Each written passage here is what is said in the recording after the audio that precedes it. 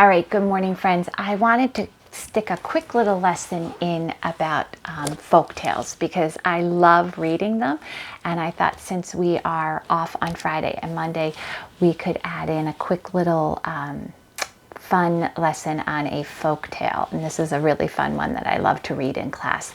So what I would like you to do is open up your Readers and Writers, not your Readers and Writers, Mrs. Rainier's Skills Buddy, to page 110 in the Purple Diamond and 111 in the Purple Diamond, okay? Go ahead and get that open to there. And I'm going to talk to you for a second about a folk tale while you're looking for those pages, okay? A folk tale tells a story, and they often begin the same way, like there once was or once upon a time.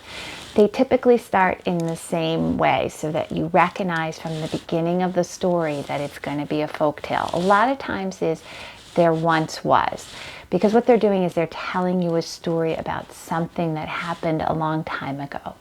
Folk tales can have characters that either are people or animals, and they teach a lesson.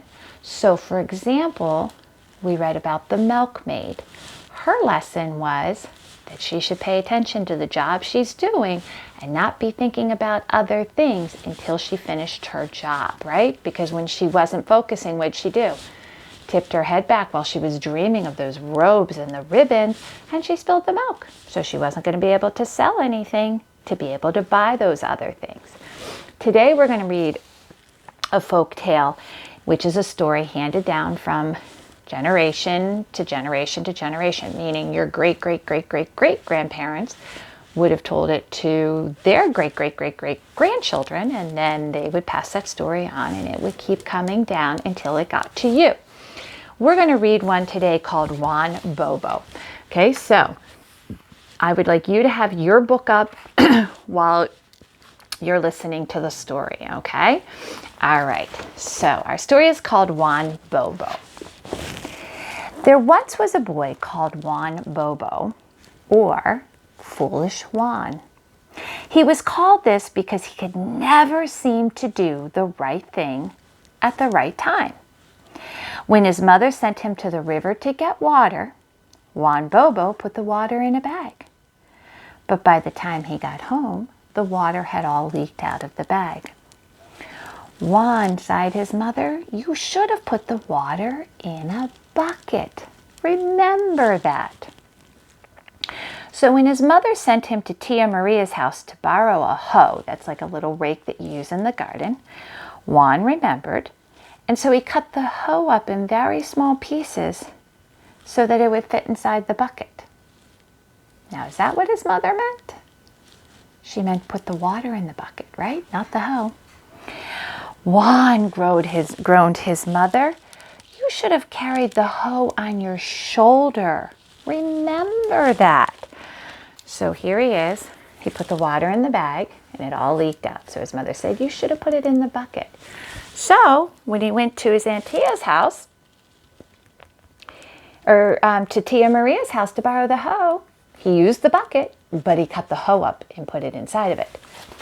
So his mother said, you should have carried the hoe on your shoulder. Remember that. All right, so let's look at number 3 while we're reading, okay? So when his mother sent him to Tio Pedro's house to fetch their burro, which is a donkey, Juan Bobo remembered, and he crouched under the donkey so that he could fit it onto his shoulder. So now he's carrying the big donkey onto his shoulder. Okay? As he was walking, or rather staggering home, because he's got this big donkey on his shoulder, Juan Bobo passed the house of a wealthy merchant. That means someone who has a lot of money and he owns like a store or something like that. Sitting at the window was the merchant's daughter, who was always sad. When she saw Juan Bobo carrying the burro or the donkey on his shoulder, she laughed for the first time in years. So she's always sad. She never laughs, never smiles. And here all of a sudden she sees Juan Bobo coming with the donkey on his shoulder. So she starts to laugh. Well, the merchant and his wife were very happy that their daughter was laughing again.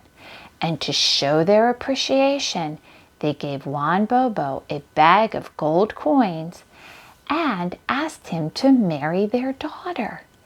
After that, no one called him Foolish Juan ever again. All right, so let's talk about our folktale, Juan Bobo. Okay, so a folktale tells a story. Okay, what happens at the beginning of our story?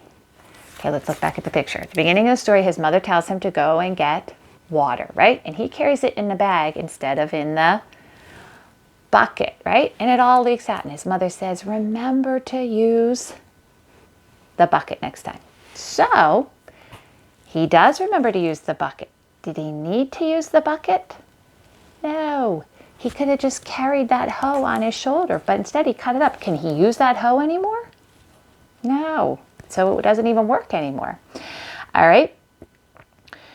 Then what happens? So he remembers what his mom says, and she said, you're supposed to carry it on your shoulder. So he goes and he starts to carry the donkey on his shoulder, right? Is that how you would carry a donkey? No, you wouldn't even carry a donkey. You would walk the donkey. But because he does that, she starts to laugh. She's always been sad. Her parents are happy that she's laughing again, so they decide to give him gold coins, which makes him rich. And then they say, would you like to marry our daughter? And they get married. So our character in the story, Juan, learns a lesson, right? Even though he was kind of very silly here and here, was he so silly here? It was kind of silly that he was doing it, but did it actually work out for him? It did.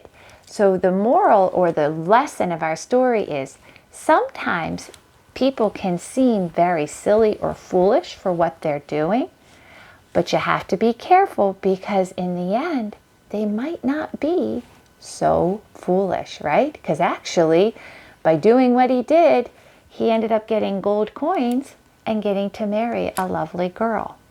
So the lesson is we have to be very careful not to call someone foolish or silly until we really know, because it could be that they actually end up being kind of smart.